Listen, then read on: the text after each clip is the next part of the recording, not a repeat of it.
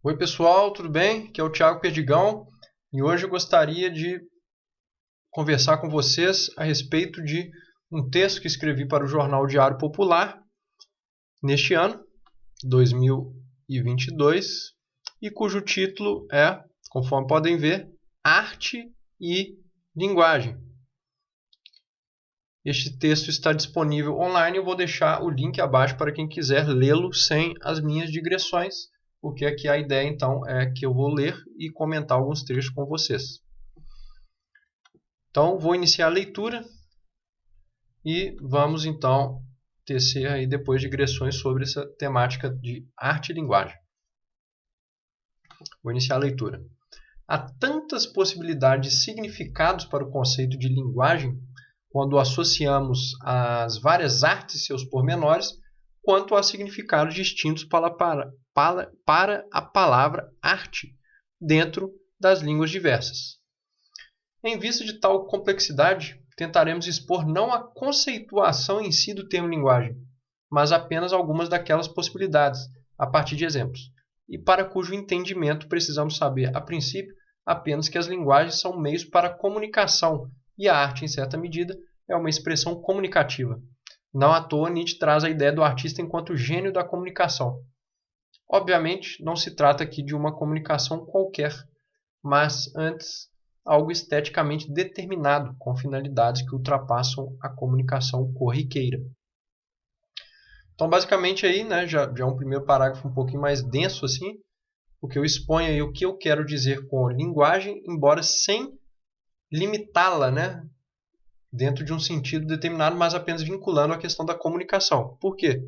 Porque a linguagem, né, a gente tem muitos estudos, né, para conceituar a questão de linguagem, ou linguagem de um modo distinto, né, e daí em diante.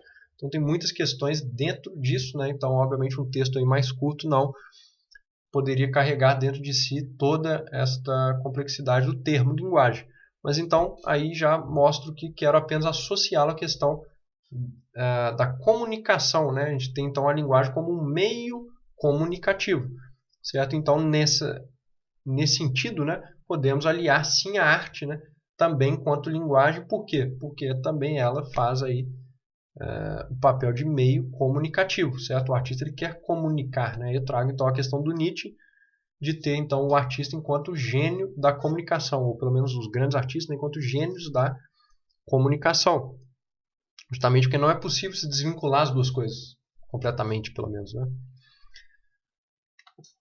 Então vamos continuar aí no próximo parágrafo. Tal como uma análise semiótica de um texto pode nos mostrar diversas relações entre símbolos linguísticos e suas significações, e uma análise filológica é capaz de trazer à tona a influência das línguas antigas nas línguas modernas, uma análise estético-musical consegue demonstrar a existência de várias linguagens musicais convivendo entre si no interior de uma mesma obra. Então aqui eu já abro o parágrafo fazendo essas comparações aí, né? Para quem não sabe, semiótica é uma ciência das linguagens ou dos signos, né? Que tem a ver também com a semiologia. Filologia, né, já seria um estudo aí da origem das línguas, né, da mudança das línguas, das trocas das línguas, das palavras, né, a relação entre várias línguas, seus princípios, né, como isso se deu historicamente e no sentido mais de uma exegese também. Né, e oponho isso então, ou né, pelo menos de modo complementado, ou como um complemento, né, à questão desta outra análise, que não é nem a semiótica nem a filológica, mas de uma análise mais estético-musical mesmo, que é então o que eu vou apresentar aí na continuidade do parágrafo. Então, vou continuar a leitura. Por exemplo, o compositor Jaco Pastorius criou sua linguagem própria no contrabaixo elétrico. Há certos elementos usados nesse instrumento que imediatamente conseguimos remeter até o músico. Então, logo os escutamos. Mas ele associou a sua linguagem à linguagem geral da banda na qual atuou, o Weather Report, a qual, por sua vez, trazia em si elementos das linguagens do jazz, do blues, do fusion e daí em diante. Tudo isso nos remete ao fato de que a linguagem geral expressada em determinada banda ou música específica é, na verdade, a fusão de múltiplas linguagens, tal como a língua de uma nação só existe através da junção de diversos fonemas, conceitos, estruturas gramaticais, etc.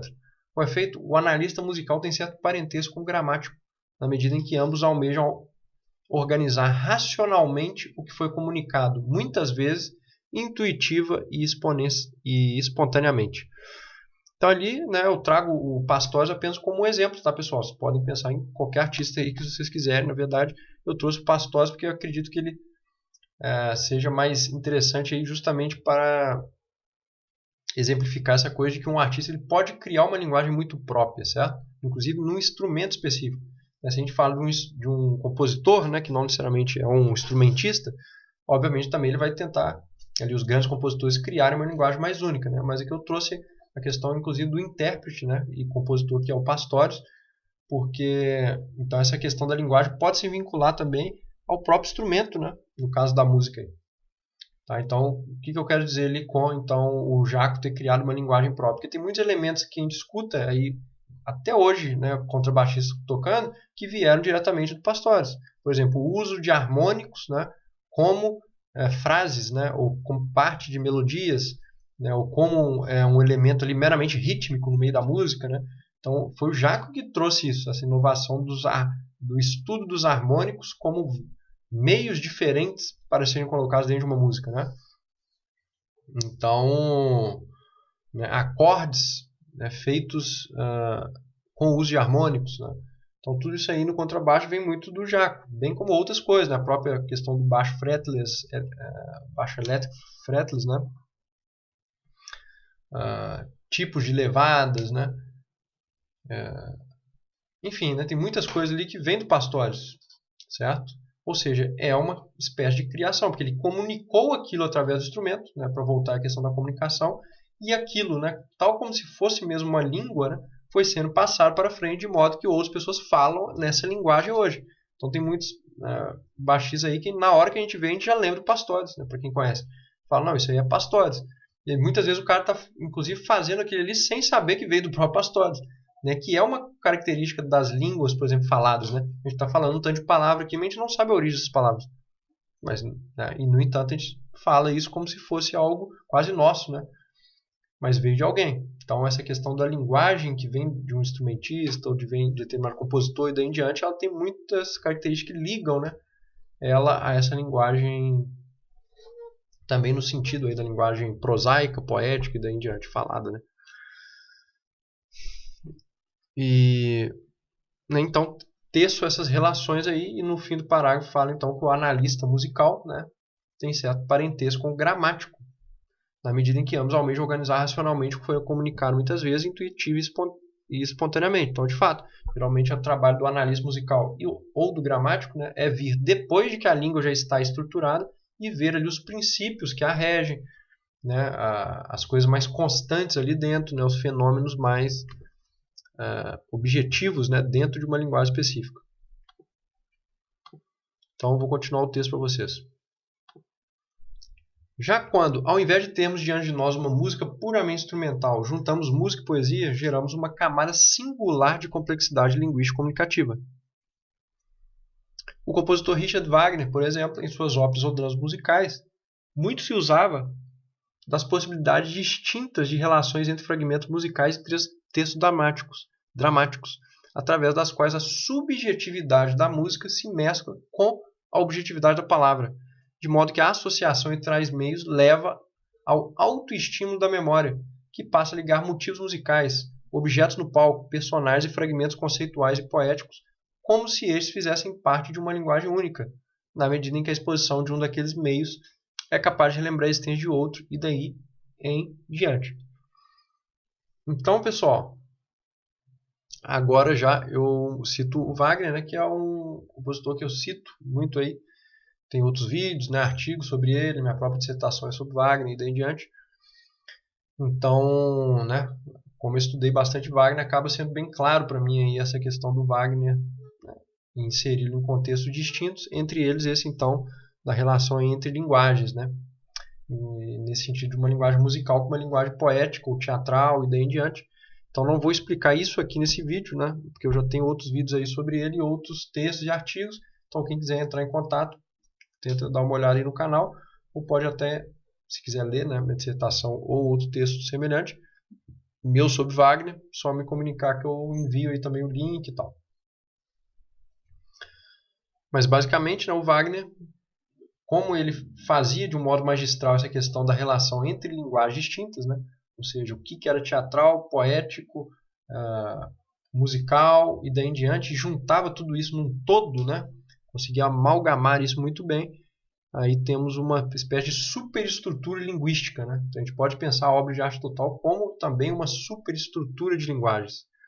Tá? Isso é um pensamento bem interessante assim, da gente começar a enxergar o Wagner através desta ótica também.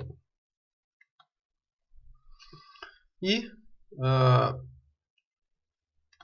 o último parágrafo, então, vou ler para vocês. Por fim, é interessante notar o quanto cada século, com seus múltiplos nichos, criou meios tão específicos a fim de expressar o que lhe era mais próprio que hoje, a partir de análises históricas e estéticas, podemos levar em conta a existência de uma linguagem barroca e de uma linguagem clássica, de uma linguagem romântica, etc. De fato, se cada obra determinada possui seus elementos comunicativos dentro de si e que, enquanto tais, transmitem ao seu próprio modo seus significados, cada obra também está, ao mesmo tempo, dentro de um todo maior, o qual possui sua própria significação. E feliz daquele que puder traçar, a partir de uma rara perspicácia, as possíveis pontes entre os elementos mínimos e máximos das linguagens internas a uma época. Sim, que puder ligar a microanálise de uma obra a uma macroanálise do todo.